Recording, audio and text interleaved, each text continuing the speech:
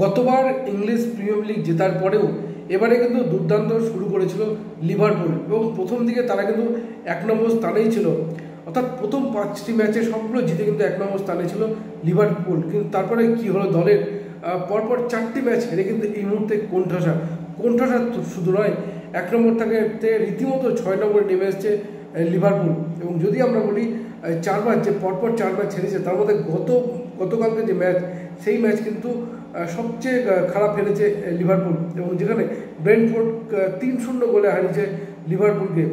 ফলে সেইভাবেই লিভারপুল এই ম্যাচে কিন্তু হারের ফলে কিন্তু নিজেরা যথেষ্ট কোণঠাসা হয়ে পড়ল।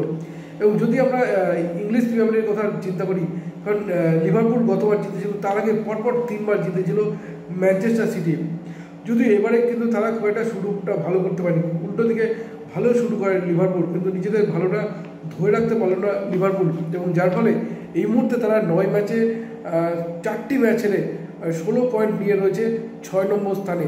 এবং যদি আমরা ইংলিশ প্রিমিয়ার লিগের কথা চিন্তা করি, তাহলে আর্সেনাল রয়েছে 1 নম্বরে, তারা 8টি ম্যাচ খেলে 19 পয়েন্ট নিয়ে রয়েছে 1 নম্বর স্থানে। তারপরে রয়েছে 3 নম্বরে রয়েছে ম্যানচেস্টার সিটি, তারা 8 ম্যাচে 16 পয়েন্ট নিয়ে রয়েছে 3 নম্বরে। এবং ম্যানচেস্টার ইউনাইটেড ব্যাপক উন্নতি করেছে এবং 9 ম্যাচে তাদের পয়েন্ট 16 এবং তারা রয়েছে 4 নম্বরে। কিন্তু লিভারপুল তারা কিন্তু রীতিমতো নেমে 6 নম্বরে, আর 9 ম্যাচে 15 পয়েন্ট নিয়ে এই মুহূর্তে কিন্তু রয়েছে 6 নম্বরে। ফলে ইংলিশ প্রিমিয়ার লিগ, যেটা বলা যেতে পারে কখন যে কী হয়, এই যে একটা টানাপোড়েন চলতে থাকে, কোন দল চ্যাম্পিয়ন হবে, কোন দল এগিয়ে যাবে, একটা তো হাড্ডাহাড্ডির লড়াই কিন্তু থাকে। কিন্তু গত কয়েক বছরে কিন্তু সেটা দেখা যায়নি। প্রথম থেকেই ম্যানচেস্টার সিটি নিজেদের আধিপত্য বজায় রেখে আসছিল। গতবার যেটা হয়েছে সেটা হচ্ছে লিভারপুল, কিন্তু এবারে পুরোপুরি আলাদা। লিভারপুল প্রথম থেকে শুরু করলেও এই মুহূর্তে তারা কিন্তু 6 নম্বর নেমে এসেছে, উল্টো থেকে 1 নম্বরে উঠে আছে আর্সেনাল।